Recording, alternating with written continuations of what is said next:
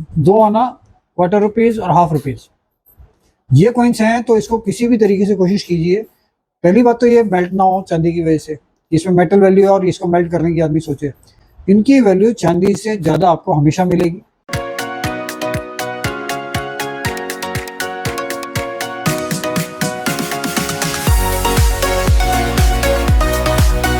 दोस्तों नमस्कार, royal arts and numismatic gallery रंग के यूट्यूब चैनल पर आपका स्वागत है।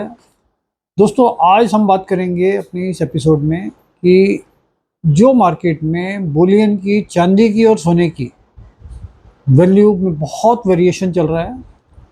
पीछे कुछ समय पहले इसका जो रेट चल रहा था वो लगभग 1 लाख रुपये, 1.5 लाख रुपये था, और फिर ये बढ़ते बढ़ते 4 लाख तक पहुंच गया, और दोबारा से ये 2 लाख, 2.25 लाख, 2.5 लाख, आज शायद इसका रेट जो है लगभग 2,60,000 से 2,70,000 के बीच में है। तो बहुत सारे लोगों के क्वेश्चंस होते हैं कि चांदी से रिलेटेड या चांदी के जो कॉइन्स होते हैं उसका कलेक्शन किस पॉइंट ऑफ व्यू से किया जाए, और कलेक्शन करने का बेनिफिट क्या है। क्योंकि मेरे पास काफ़ी लोग आते हैं जिसमें से कुछ लोगों के पास चांदी के काफ़ी क्वांटिटी में कॉइन्स होते हैं, और किसी किसी के फैमिली के पुराने होते हैं एंसेस्टर, जो उनके पेरेंट्स ने इकट्ठे किए थे। हो सकता है वो इस पॉइंट ऑफ व्यू से इकट्ठे ना किए हों कि वो कोई डेट वाइज, मिनट वाइज या प्रॉपर कलेक्शन के हिसाब से। क्योंकि चांदी तो वैसे भी हम लोगों के यहाँ, चांदी और सोना इंडियंस के यहाँ कल्चर है कि इन सब चीज़ों को लोग इकट्ठा करते हैं। सोना तो ज्वेलरी की फॉर्म में ही होता है, और चांदी हम पूजा में, जैसे एक ट्रेडिशन बना हुआ है, दिवाली के दिनों में लगभग सभी घरों में 1 सिक्का, 2 सिक्के या चांदी का कोई सामान खरीद के ला के हम घर में रखते हैं, और बहुत सारी चीज़ें हम पूजा में भी रखते हैं। तो बहुत सारे घरों में, मैं तो ये मानता हूँ कि लगभग जो नॉर्मल फैमिलीज़ हैं उनमें भी पूजा के लिए या इकट्ठी की हुई चांदी घरों में काफ़ी है। और उसमें ब्रिटिश के सिक्के भी हो सकते हैं, उसमें मुग़ल के सिक्के भी हो सकते हैं, उसमें एंशिएंट भी हो सकते हैं। ज़्यादातर लोग करते थे लक्ष्मी गणेश के सिक्के और ब्रिटिश पीरियड के, क्योंकि उनका मेन टारगेट ये नहीं होता था कि वो कॉइन का कलेक्शन कर रहे हैं। उनका टारगेट होता था एज ए बुलियन चांदी वो इकट्ठा कर रहे हैं, चाहे वो बर्तन हो, चाहे वो सिक्के हों, चाहे कोई दूसरी चीज़ें जो चांदी की होती हैं।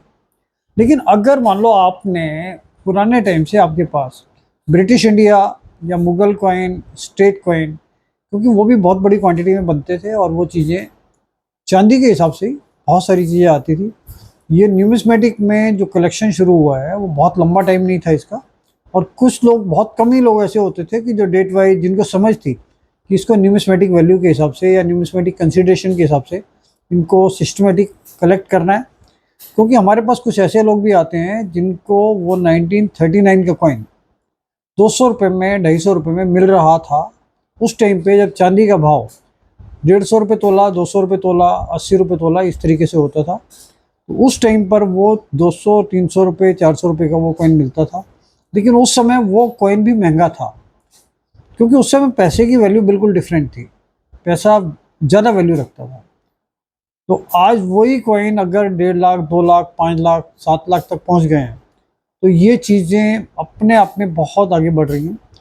तो कल भी मेरे पास कुछ लोग आए थे तो जिनके पास चांदी का कलेक्शन था। अब मेन पॉइंट ये आता है कि अगर चांदी के कॉइन्स हर घर में हैं और ब्रिटिश कॉइन की इतनी बड़ी क्वांटिटी लोगों के पास है, तो जब हम उसका कलेक्शन करते हैं, तो अगर हम उसका date wise, minute wise, denomination के हिसाब से इकट्ठे करते हैं, तो ज़्यादातर क्या होता है कि 1 रुपये के कॉइन तो आपको ज़्यादातर सबके पास मिल जाएंगे, जबकि उसमें भी कुछ डेटें रेयर होती हैं। जैसे हमने आपको बताया है 1835 विलियम का महंगा होता है, 1881 महंगा होता है, फिर इसमें 1911, उसमें भी वैरायटी आती है। इसके साथ साथ 1921, 1922, फिर जॉर्ज 6 में 1938, 1939, ये जो कॉइन्स हैं ये रेयर हैं, और ये लगभग काफ़ी लोगों के कलेक्शन में अभी नहीं है। जो ये सोचते थे कि ये मिल जाएगा, तो इनकी मिंटेज कम है, और ये मार्केट से अगर आपको ख़रीदने पड़ेंगे तो प्रीमियम वैल्यू देकर ही ख़रीदने पड़ेंगे। अच्छा, इन सिक्कों को छोड़कर बाकी जो कॉइन्स हैं बहुत कॉमन है। अब मैटर आता है कि विक्टोरिया में अगर कंडीशन बहुत अच्छी है, बिल्कुल नए जैसे हैं, तो उन कॉइन की वैल्यू भी कलेक्टेबल पॉइंट ऑफ व्यू से अच्छी है, अगर उनके ग्रेड अच्छे आते हैं। क्योंकि कॉमन कॉइन, घिसा पिटा कॉइन, रनिंग कंडीशन का कॉइन विक्टोरिया में भी होता है, तो उसकी वैल्यू भी जॉर्ज और एडवर्ड के साथ ही होती है। लेकिन एक प्रॉब्लम इसमें सबसे बड़ी और आती है कि ब्रिटिश इंडिया के बहुत सारे कॉइन्स, चाहे वो विक्टोरिया हो, चाहे वो एडवर्ड हो, चाहे वो जॉर्ज पंचम हो, इन तीनों के ही कॉइन बहुत बड़ी क्वांटिटी में नकली बन के आते हैं। और उसका पर्पज़ ये नहीं था कि वो न्यूमिस्मेटिक टर्म्स के हिसाब से नकली बनाए जाते थे, वो इसलिए नकली बनाए जाते थे कि उसमें चांदी की परसेंटेज कम करके लोग नकली बनाते थे। जो ब्रिटिश इंडिया के पीरियड में कॉइन बनते थे उसकी जो प्योरिटी होती थी वो 91.65 होती थी, और वही कॉइन की चांदी की परसेंटेज 10%, 12%, 15% करके सेम उसकी कॉपी करके मार्केट में दे दिए जाते थे, जिससे कि चांदी का जो वेरिएशन था लगभग 75 से 80% का, वो उनको वो फ़ायदा होता था। तो इसकी वजह से बहुत सारे लोगों ने जो कलेक्ट किया हुआ है वो फेक कॉइन, डुप्लीकेट कॉइन जो बाद में बनाए गए थे, वो भी बहुत सारे लोगों के पास कलेक्शन में है, क्योंकि जनरल आदमी को पता ही नहीं होता था कि ओरिजिनल क्या है और फेक क्या है। वो उसको चांदी की कंसिडरेशन में खरीदते थे और रख लेते थे। तो मेरा तो ये कहना है कि अगर आपके पास 2 आना, quarter rupees, half rupees, 1 rupees, ये नॉर्मली यही डिनोमिनेशन आते थे, तो इसमें जो फ्रैक्शंस आते थे, जैसे 2 आना, क्वार्टर रुपीज़, हाफ रुपीज़, ये कम बनते थे 1 रुपये की कंपैरिजन में, 1 रुपया ज़्यादा चलता था। तो इसमें हाफ रुपीज़ की वैल्यू कुछ ज़्यादा होती है, और ख़ास तौर से विक्टोरिया में इसमें रेयर डेट्स काफ़ी सारी हैं। अब मानकर चलिए कि हाफ रुपीज़ में विलियम का हाफ रुपीज़ आता था 1835 का, 1840 का आता था, उसके बाद 1862, 74, 74, 75, मतलब ये जो भी डेटें आती थी वो कंपैरेटिवली ज़्यादा महंगी हैं। 1 रुपये के सिक्के से ज़्यादा महंगे हाफ रुपीज़ के कॉइन्स हैं, ख़ास तौर से विक्टोरिया, एडवर्ड और विलियम के। जॉर्ज फिफ्थ की उतनी वैल्यू नहीं आती, लेकिन जॉर्ज फिफ्थ में जो रेयरिटी है वो 1911 वाला कॉइन जो है जॉर्ज फिफ्थ का, हाफ रुपीज़ में, वो काफ़ी रेयर है, और उसकी रेयरिटी शुरू से ही काफ़ी ज़्यादा है। आप मानकर चलिए कि 1.5-2 लाख रुपए से ऊपर ही ऊपर उसकी वैल्यू रहती है कभी भी।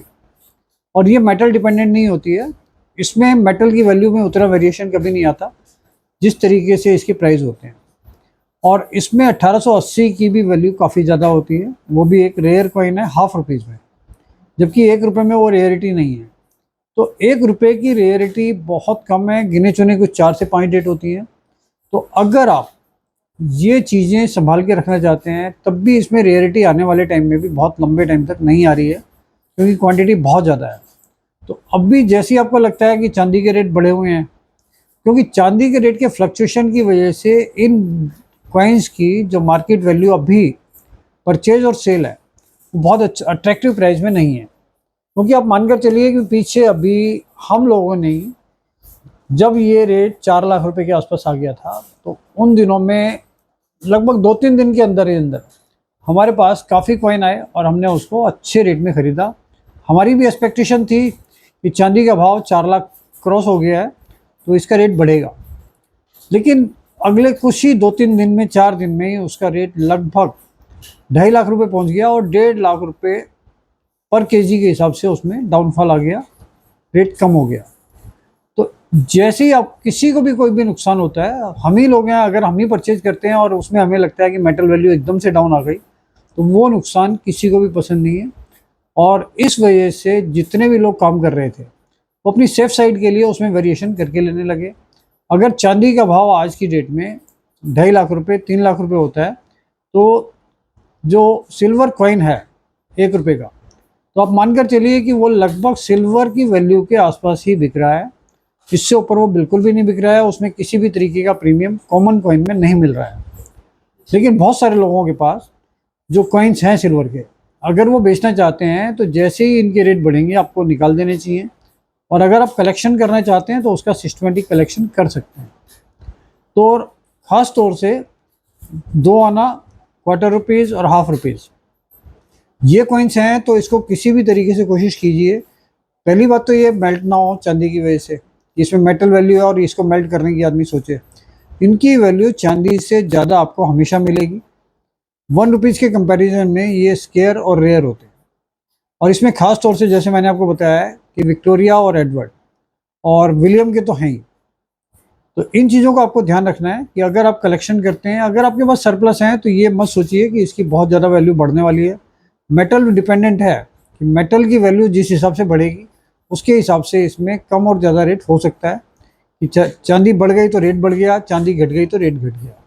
तो अगर इन चीज़ों को आपको स्टॉक करना है तो आप ये मानकर चलिए कि कॉमन चीज़ों को आप बेशक चाहे निकाल दो, रेयर चीज़ों का कलेक्शन करो। और रेयर चीज़ें अगर आपको लगता है कि आपको कलेक्शन नहीं करना है तो उसको ख़रीदने के लिए हम 24 घंटे बैठे हैं हमारे ऑफिस पे, रंग पे, जो हमने ऑफिस दिया हुआ है दरियागंज अंसारी रोड का, जो हमारे हर यूट्यूब वीडियो पे स्क्रीन पर ही स्क्रॉल करता रहता है। वहाँ आप डायरेक्ट आके बिना किसी अपॉइंटमेंट के सेल कर सकते हो।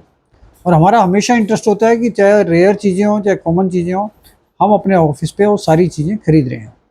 तो इसी तरह की और जानकारी आपको अगले वीडियोस में लगातार देते रहेंगे। इसके लिए इसको लाइक कीजिए, शेयर कीजिए, सब्सक्राइब कीजिए, जिससे ज़्यादा से ज़्यादा लोग इसका फ़ायदा उठा सकें। Thank you.